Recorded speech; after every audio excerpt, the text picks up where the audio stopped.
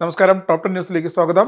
സ്ത്രീത്വത്തെ അപമാനിച്ചെന്ന് കാട്ടി നടി ഹണി റോസ് മുഖ്യമന്ത്രി പിണറായി വിജയനെ നേരിൽ കണ്ട് നൽകിയ പരാതി ഫലം കണ്ടു. 24 മണിക്കൂറിനകം വയനാടെത്തിയ പ്രത്യേക പോലീസ് സംഘം വ്യവസായി ബോബി ചെമ്മണ്ണൂരിനെ അറസ്റ്റ് ചെയ്തു. ഹണി റോസിന്റെ പരാതിയിൽ പോലീസ് കസ്റ്റഡിയിലെടുത്ത ബോബി ചെമ്മണ്ണൂരിനെ കൊച്ചിയിലെത്തിച്ച് വിശദമായി ചോദ്യം ചെയ്യും. വയനാട്ടിലെ റിസോർട്ടിൽ നിന്നുമാണ് സെൻട്രൽ പോലീസ് അന്വേഷണ സംഘം ബോബി ചെമ്മണ്ണൂരിനെ കസ്റ്റഡിയിലെടുത്തത്. പരാതി നൽകി 24 മണിക്കൂറിനുള്ളിലാണ് അറസ്റ്റ്. കഴിഞ്ഞ ദിവസം ഹണി റോസ് മുഖ്യമന്ത്രി പിണറായി വിജയനെ തിരുവനന്തപുരത്തെത്തിയാണ് പരാതി അറിയിച്ചത്. ചോദ്യം ചെയ്യലിന് ഹാജരാകാൻ ആവശ്യപ്പെട്ടതോടെ ഒളിവിൽ പോകാനായിരുന്നു ബോബി ചെമ്മണ്ണൂരിൻ്റെ ശ്രമം. ഇത് മനസ്സിലാക്കിയതിനെ തുടർന്നാണ് പോലീസ് വയനാടെത്തി അറസ്റ്റ് ചെയ്തത്. IT ആക്ടും ബോബി ചെമ്മണ്ണൂരിനെതിരെ ചുമത്തിയിട്ടുണ്ട്. ഹണി റോസിനെതിരായ പരാമർശത്തിൽ നേരത്തെ ഖേദം പ്രകടിപ്പിച്ച് ബോബി ചെമ്മണ്ണൂർ രംഗത്തെത്തിയിരുന്നു. ഹണി റോസിനെ മോശമായി ചിത്രീകരിക്കണമെന്ന് കരുതിയായിരുന്നില്ല തൻ്റെ പരാമർശമെന്നും ബോബി ചെമ്മണ്ണൂർ പറഞ്ഞിരുന്നു. അതേസമയം തൻ്റെ അധിക്ഷേപ പരാതിയുമായി ബന്ധപ്പെട്ട് നടപടിയുണ്ടായതിൽ ആശ്വാസമെന്ന് ഹണി റോസ് പ്രതികരിച്ചു. കഴിഞ്ഞ ദിവസം താൻ നേരിട്ട ബുദ്ധിമുട്ടുകളെല്ലാം മുഖ്യമന്ത്രിയെ നേരിട്ട് ധരിപ്പിച്ചിരുന്നു. പെട്ടെന്ന് തന്നെ നടപടിയുണ്ടാകുമെന്ന് അദ്ദേഹം വാക്ക് നൽകിയിരുന്നു. ആ വാക്ക് മുഖ്യമന്ത്രി പാലിച്ചെന്നും സർക്കാരും പോലീസും ഗൗരവത്തോടെ വിഷയം സ്വീകരിച്ചതിൽ ആശ്വാസമുണ്ടെന്നും ഹണി റോസ് പറഞ്ഞു. നേപ്പാളിലുണ്ടായ ഭൂകമ്പത്തിൽ മരണസംഖ്യ 126 188 പേർക്ക് പരിക്കേറ്റിട്ടുണ്ടെന്ന് അന്താരാഷ്ട്ര മാധ്യമങ്ങൾ റിപ്പോർട്ട് ചെയ്യുന്നു. നിരവധി തവണയുണ്ടായ ഭൂകമ്പത്തിൽ ആയിരക്കണക്കിന് വീടുകൾ തകർന്നു. 400-ലധികം ആളുകളെ രക്ഷപ്പെടുത്തിയതായി ചൈനീസ് സ്റ്റേറ്റ് മീഡിയയും അറിയിച്ചു. തിരച്ചിലിനായി 14,000 രക്ഷാപ്രവർത്തകരും ടിബറ്റിലെത്തി. എവറസ്റ്റ് കൊടുമുടിയുടെ അടുത്തട്ടിൽ 50 മൈൽ അകലെയുള്ള ദുരന്ത സ്ഥലത്ത് ശീതകാല താപനില രാത്രി -16°C താണത് രക്ഷാപ്രവർത്തനങ്ങൾ ബുദ്ധിമുട്ടിലാക്കി. ലോസ് ആഞ്ചലസിൽ 2921 ഏക്കറോളം വരുന്ന പ്രദേശത്ത് 3ാം ഘട്ടത്തിൽ കാട്ടുതീ പടരുകയാണ്. ഇതോടെ ആയിരക്കണക്കിന് കുടുംബങ്ങൾ ഒഴിയാൻ അടിയന്തര നിർദ്ദേശം നൽകി അധികൃതർ. ലോസ് ആഞ്ചലസിൽ അടിയന്തരാവസ്ഥയും പ്രഖ്യാപിച്ചു. 30,000 പേരെ അപകടം നടന്ന സ്ഥലത്തു നിന്നും ഒഴിപ്പിച്ചെന്നാണ് ഇപ്പോഴത്തെ വിവരം. സാൻ ഫെർണാണ്ടോ താഴ്വരയിലെ സബർബൻ പരിസരമായ സിൽമറിലെ തീപിടുത്തത്തിൽ ഇതിനകം 100 ഏക്കറോളം കാട് കത്തിനശിച്ചു. 210 ഫ്രീവേയുടെ വടക്ക് റോക്സ്ഫോർഡ് സ്ട്രീറ്റ് മുതൽ ഇന്റർസ്റ്റേറ്റ് സ്പ്ലിറ്റ് വരെയുള്ള പ്രദേശത്തെ ആളുകൾക്ക് നിർബന്ധിത ഒഴിപ്പിക്കൽ ഉത്തരവുകൾ നൽകിയിട്ടുമുണ്ട്. താൻ അമേരിക്കയുടെ 47ാമത് പ്രസിഡന്റ് സത്യപ്രതിജ്ഞ ചെയ്യുന്നതിന് മുമ്പായി ബന്ധുക്കളെ വിട്ടയക്കണമെന്ന് ഹമാസിന് ഡൊണാൾഡ് ട്രംപിന്റെ മുന്നറിയിപ്പ്. ജനുവരി 20-ന് സത്യപ്രതിജ്ഞ ചെയ്ത് ഓഫീസിൽ താൻ എത്തുന്ന സമയത്ത് തന്നെ ബന്ധുക്കൾ തിരിച്ചെത്തിയിരിക്കണം. ഇല്ലെങ്കിൽ മിഡിൽ ഈസ്റ്റിൽ എല്ലാ നരകങ്ങളും തകർക്കപ്പെടുമെന്നാണ് ട്രംപിൻ്റെ മുന്നറിയിപ്പ്. ഗ്രീൻലാൻഡും പനാമ കനാലും ഏറ്റെടുക്കാനുള്ള അമേരിക്കയുടെ ആഗ്രഹം ട്രംപ് ആവർത്തിച്ചു. രണ്ടും അമേരിക്കൻ ദേശീയ സുരക്ഷയ്ക്ക് നിർണായകമെന്നാണ് ട്രംപിൻ്റെ നിലപാട്.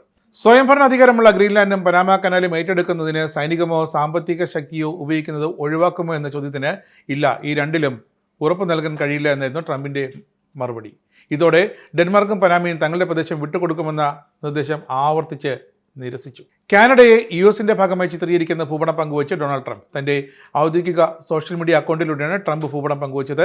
കാനഡയെ അമേരിക്കയുടെ 51ാമത്തെ സംസ്ഥാനമാക്കാമെന്ന് പറഞ്ഞ് മണിക്കൂറുകൾക്കകമാണ് പോസ്റ്റുമായി ട്രംപ് രംഗത്തെത്തിയത്. ഓ കാനഡ എന്ന ക്യാപ്ഷനോട് കൂടിയാണ് ട്രംപ് പോസ്റ്റ് പങ്കുവച്ചത്. ഇതിന് പിന്നാലെ ട്രംപിൻ്റെ പോസ്റ്റിൻ്റെ ഉള്ളടക്കത്തെ എതിർത്ത് കനഡിയൻ പ്രധാനമന്ത്രി ജസ്റ്റിൻ ട്രൂഡോയുടെ ലിബറൽ പാർട്ടി സോഷ്യൽ മീഡിയ പോസ്റ്റിലൂടെ രംഗത്ത് വന്നു. പോസ്റ്റിൽ അമേരിക്കയുടെ ഭാഗമായ സ്ഥലങ്ങളും അല്ലാത്തതുമെന്ന് വേർതിരിച്ച് കാണിക്കുന്ന ഒരു ഭൂപടമാണ് ലിബറൽ പാർട്ടി പങ്കുവച്ചിരിക്കുന്നത്. തന്നെ വ്യക്തിപരമായി അധിക്ഷേപിച്ച ഇലോൺ മസ്കിനെതിരെ രൂക്ഷമായ മറുപടിയുമായി UK ആഭ്യന്തരമന്ത്രി ജസ് ഫിലിപ്പ്. UKയിലെ സ്ത്രീകളെയും പെൺകുട്ടികളെയും ലേബർ സർക്കാർ സംരക്ഷിക്കുന്നതിനെക്കുറിച്ച് എലോൺ മസ്കിന് ഒന്നും അറിയില്ലെന്നും ജസ് ഫിലിപ്പ് പ്രതികരിച്ചു.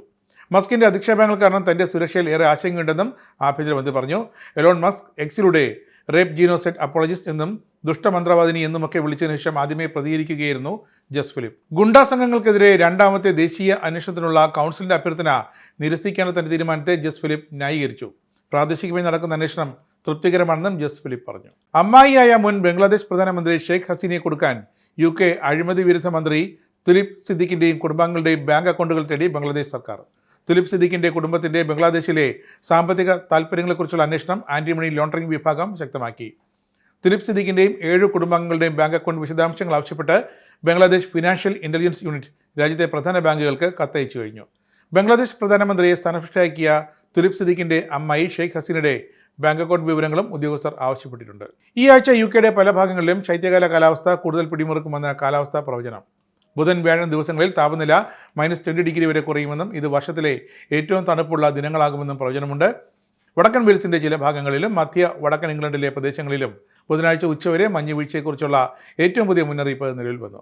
വെള്ളപ്പൊക്ക ബാധിത പ്രദേശങ്ങളിൽ മഴ കുറയുന്നതോടെ വെള്ളം ഇറങ്ങാനും സാധ്യതയുണ്ട്.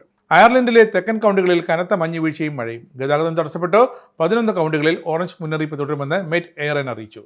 കാർലോ, കിൽക്കന്നി, ലോങ്ഫോർഡ് അടക്കം ശൈത്യകാല കൗണ്ടികളിൽ രാവിലെ വരെ ഓറഞ്ച് മുന്നറിയിപ്പ് തുടരും. ഇന്ന് വൈകിട്ട് 6 മണി മുതൽ ലെയിൻസ്റ്റർ, കവാൻ, മുനഗൻ, മാൺസ്റ്റർ, കൊണാഷ് എന്നിവിടങ്ങളിൽ ഓറഞ്ച് മുന്നറിയിപ്പും പ്രാബല്യത്തിൽ വരും. ഈ മുന്നറിയിപ്പ് വ്യാഴം രാവിലെ 11 മണി വരെ തുടരും.